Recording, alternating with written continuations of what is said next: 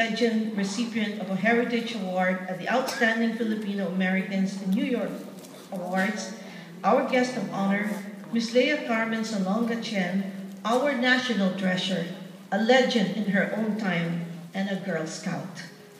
Ms. Lea Salonga the Chief.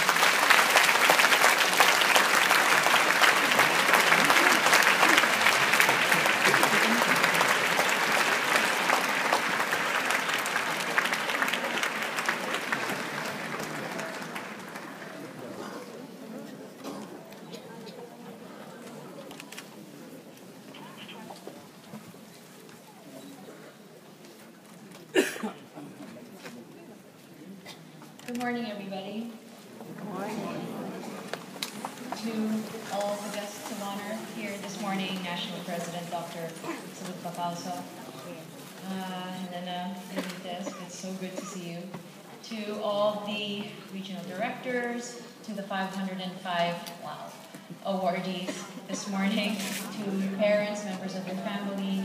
Again, good morning. Because it's already been such a long morning, I promise that my speech will be much shorter than the introduction.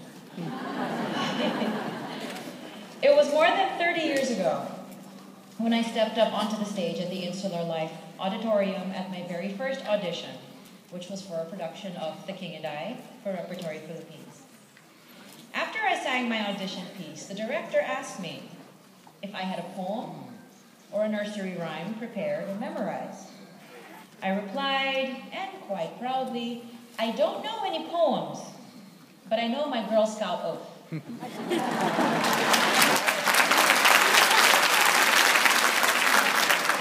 then laughed and said, go ahead, recite that.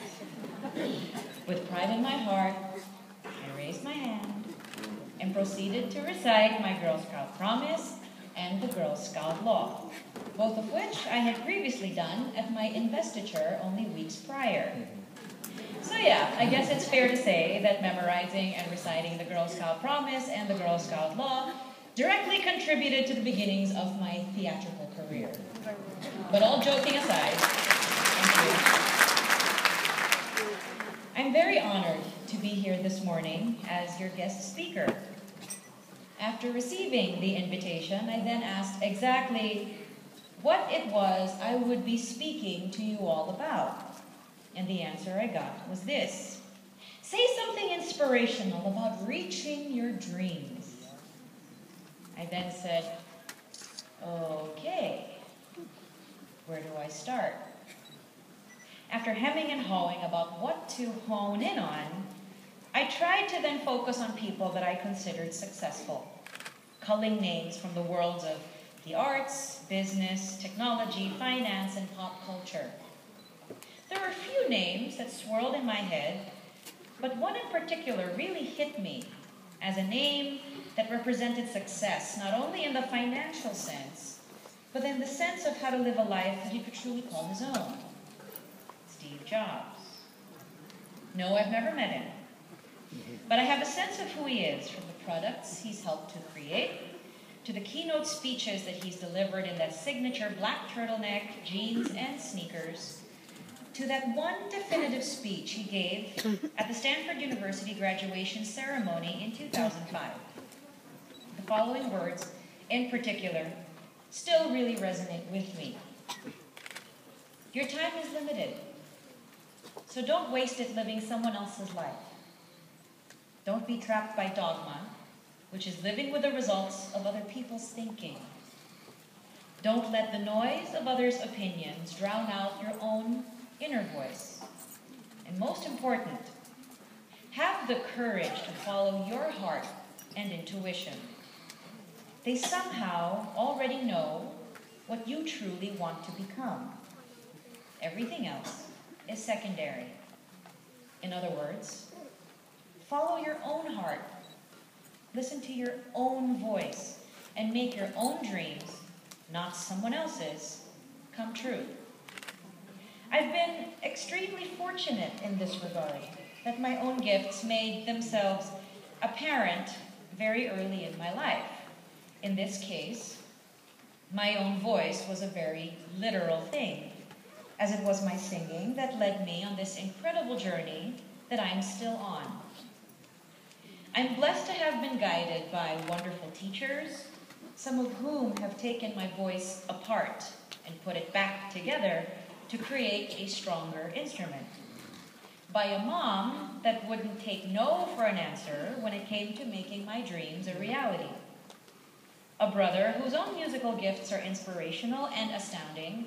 I consider him the gift that just keeps on giving. A husband whose support and love only serve to push me even harder and further. A network of friends always at the ready to catch me when I fall and hoist me back up again. And fans whose collective voices ring in my ear. Keep going. You can do it. We believe in you. Sure, I've had the naysayers too, but I never deemed their voices important, except of course when it came time to prove them wrong. However, it isn't always easy to figure out what your soul and heart have always known.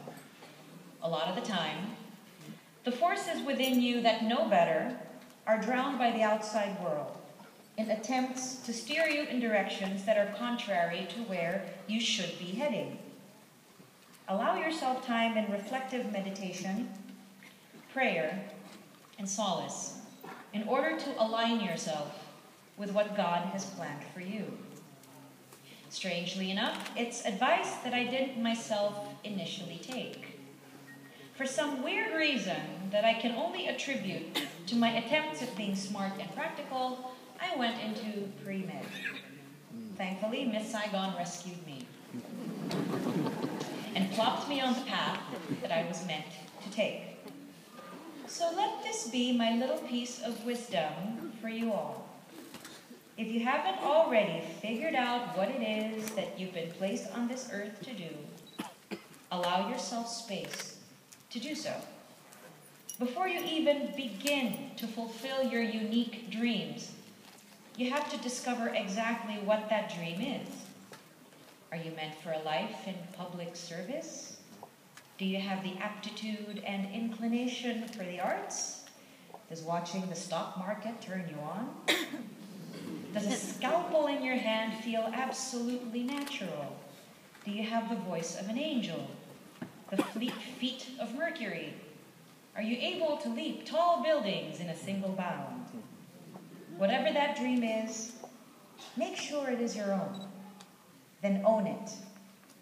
Work hard. Surround yourself with people that will help you make that dream a reality. Train. And train harder. Fill your mind with knowledge. Drown out the voices of fear and insecurity. Surround yourself with love. And be the best at what it is you want to be. And aim for nothing less than that. Thank you very much.